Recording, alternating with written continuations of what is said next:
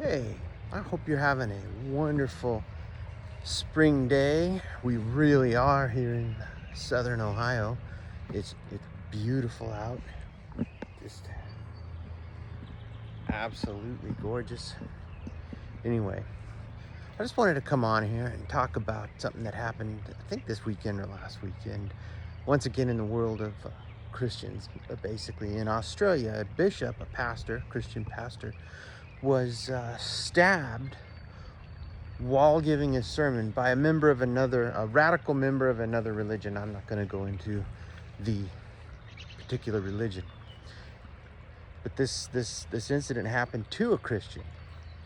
Now, this always gets people talking about how being radical in any religion will always lead to this, and it'll always lead to being dangerous.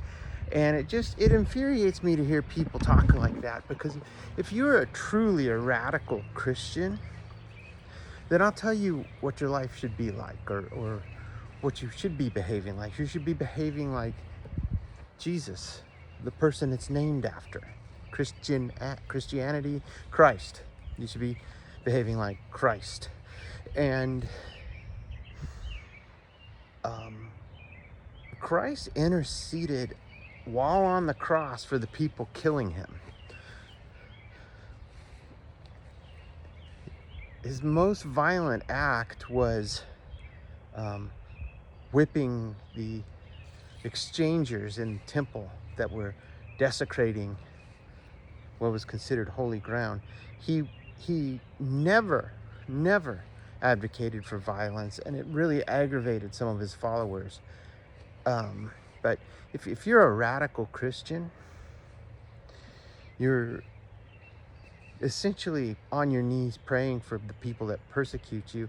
And the reason I come to this is because if you watch the video of that rabbi, I'm not pulling the name, it's not really about that, it's just another example of it, of that when that guy got stabbed in Australia.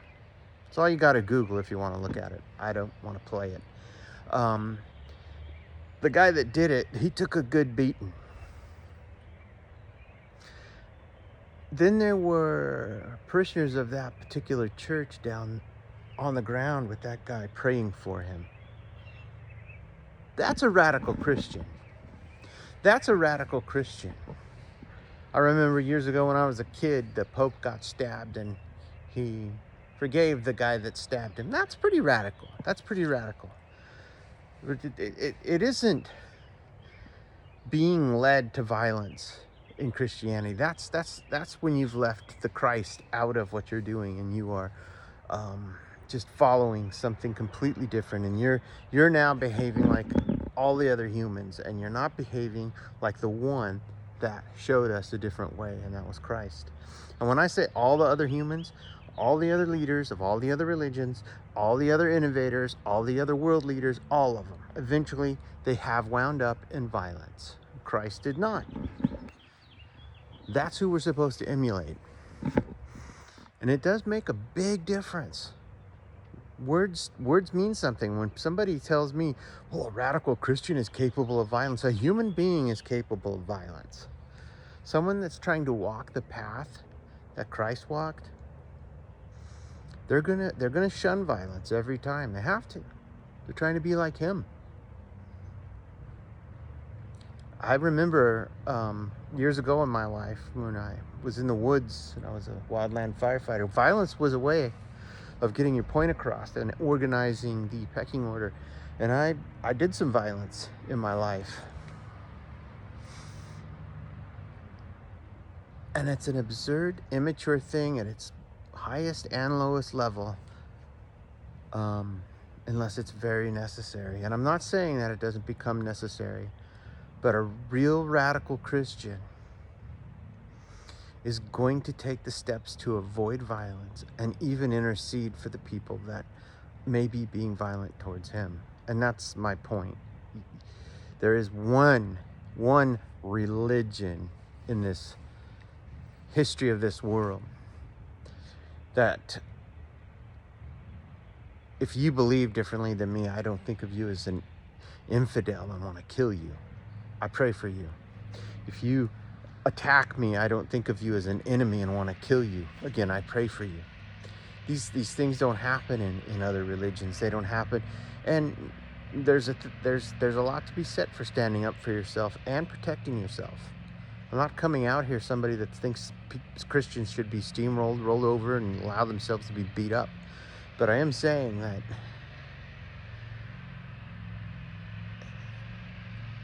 Christ never provoked his followers to violence. And he was the example of it on the cross even. He would never lead you down that road. So it's when your own emotions and your own thoughts and ideas get mixed in that violence comes out. I've seen violence. I've done violence. Always my own emotions and my own thoughts. Sometimes necessary, sometimes emotional. But it was never Christ-like. It wasn't a Christ-like situation. That's why we're the humans, I guess. Anyway, I love you guys. It's a beautiful day out. Oh, there's bugs over here. Well, I don't know. There seems to be some chemtrails, so you know that slashes the day up a little. But still, all in all, beautiful day. Take care.